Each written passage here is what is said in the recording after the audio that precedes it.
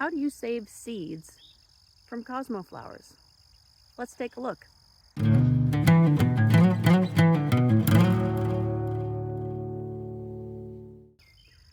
So 3 years ago, I bought a seed mix of cosmos, and I got this pack because it was really nice and big with a lot of seeds.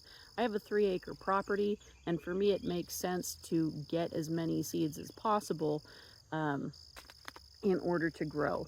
Now, even though the seed pack came with pinks and purples and all sorts of cosmos, I was really happily surprised to see that orange existed in cosmos. And I have been cultivating the orange flowers from seed because orange is my favorite color. And of course, you can cultivate any color cosmo you want. The same rules still apply. I'll put a link in the description to the seed pack if you want to get a hold of this mix. But otherwise, let's take a look at what it takes to gather these seeds.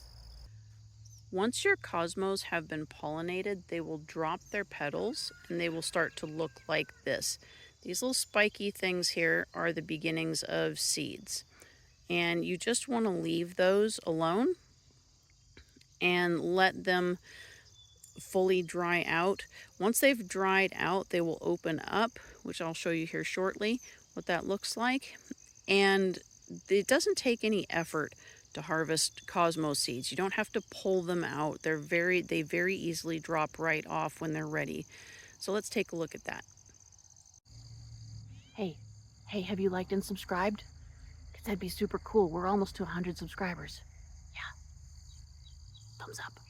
Once your cosmos have finished going to seed, the seeds will spread out in like this spiky ball. The seeds will turn a dark brown, and the only thing you have to do to harvest them is really just kind of touch them. They fall right off. It's quite easy. And then just make sure that you might want to leave them out. And in my case today, these are a little damp from morning dew. So I would probably leave them out for a few days on a paper towel or something and just allow them to dry completely before I put them in any kind of storage. But that's it. It's easy. Or you can allow them to fall in place. Just let these suckers fall and you'll have cosmos in the same spot next year.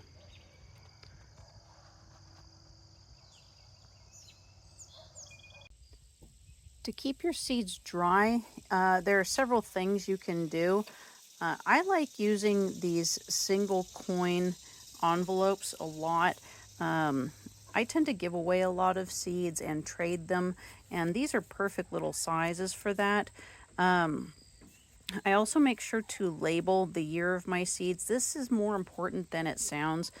Sometimes you can have a seed that develops some kind of quality that you don't like. For example, I had spent several years cultivating a purple basil that was just wonderful. And then one year for fun, I planted a mixed pack, and that mixed pack of basil had licorice basil in it, and it crossed with all of my purple basil.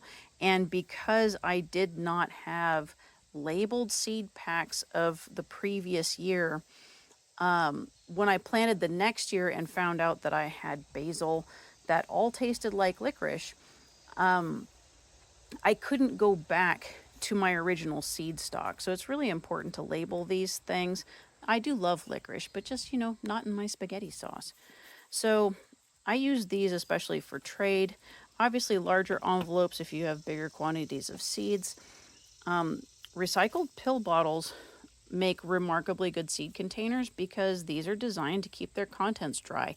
And the biggest thing with seeds is that you need to keep the contents dry, because if your seeds get wet, they can either mildew inside whatever you're putting them in, or they can sprout and then die because they're not in the soil. So you want to keep seeds dry. And of course, you could also keep them in jars. If you have other ideas and other containers that you keep seeds in, definitely add those in the comments below, because there's a lot of ways you can do it. Just make sure, you're keeping them dry and keeping them safe. Thanks for joining me here today. don't forget to go plant something.